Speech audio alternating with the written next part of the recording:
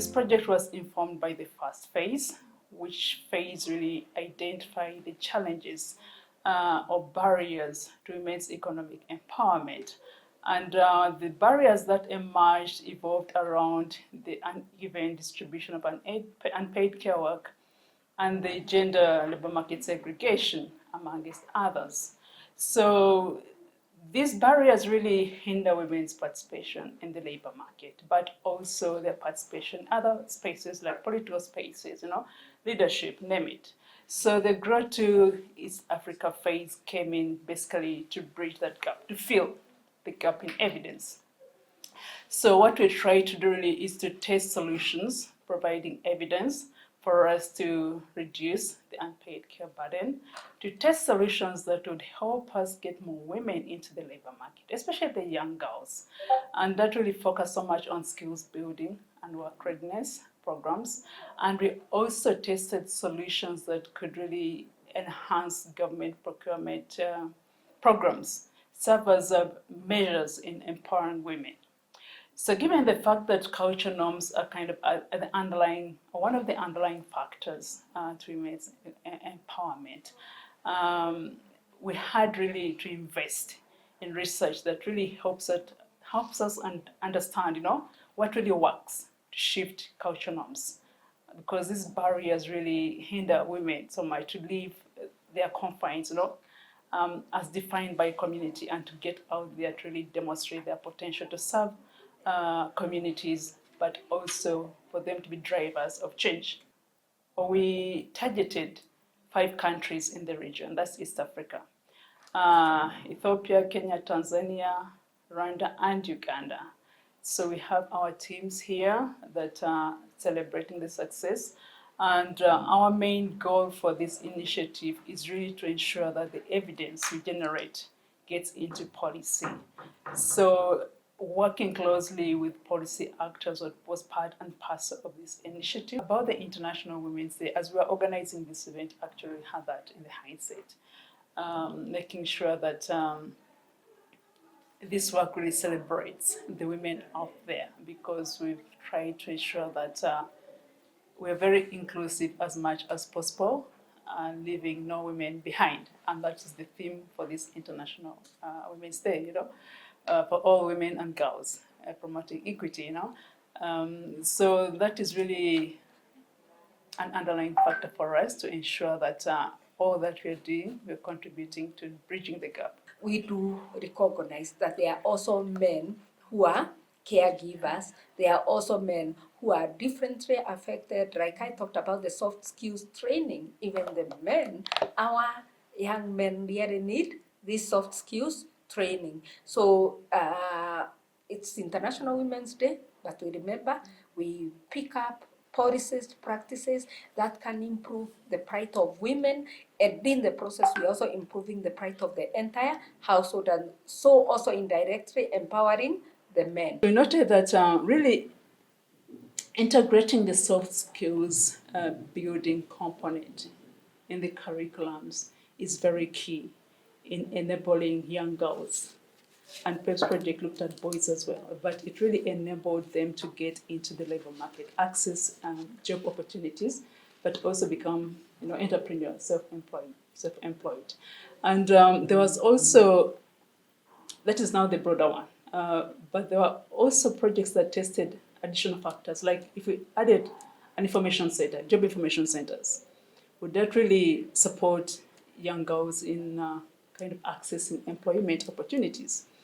So that addition to this research was quite intriguing, because we noted that access to job information centers alone did not really make much difference in helping these young girls to access information about jobs. With the technology, they can easily go online and find jobs, So these facilities were underutilized.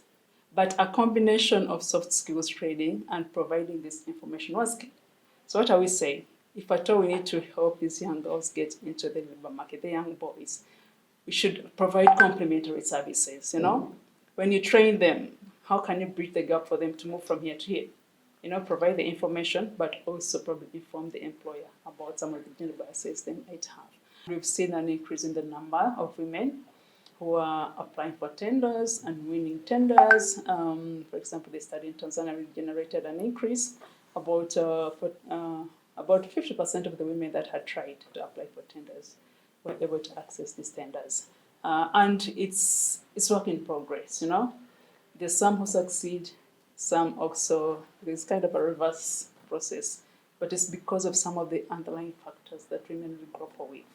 And the policy engagement was key for our projects. It was an integral component, you know, to ensure that this evidence really gets into the policy space. So we've seen our work really inform policy shifts. When I look at the work on unpaid care work, the work that was led by the Africa Population Health Research Center together with the GrOW Innovations, they worked closely with the Nakuru County government, and they were able to support the county government to finalize the child care bill. And then they developed also guidelines that will support the rolling out, you know, of this bill to ensure that child care provision really is at the center of the work they do as a county government, and also set aside a budget to run the facilities that this project put in place, like the Child Care Center of Excellency, where women who are interested in venturing into child care provision as a business are trained. Yes, so that's in Nakuru County, and the bill is out, the guidelines are out, and really that's a plus for this project that worked closely with multiple actors to get this done. And am I talking too much? Quite comprehensive. Yes, addressing cultural barriers is one of the areas that we've been working on, testing different approaches that can actually turn around these cultural barriers. And our focus was really on addressing the negative masculinity, you know, and trying to promote positive masculinity. So I agree with you that sometimes I also include myself and the men here, you know. Sometimes, you know, we might try to walk the talk, you know, we promote these issues, but when we go back home, probably we are also compromised. So that's true. So we are trying, in these projects, our targets was really in the communities, very urban, rural areas, kind of. And we've tested this at different approaches, different models, and to see what exactly work to change these narratives around the culture and norms. And we've noticed that it's difficult actually to change culture, but in this project, we're able to see changes in the beliefs and attitudes about the role of women and men, because that defines what we do, you know. Who's defined as an ideal woman and who's defined as an ideal man, you know.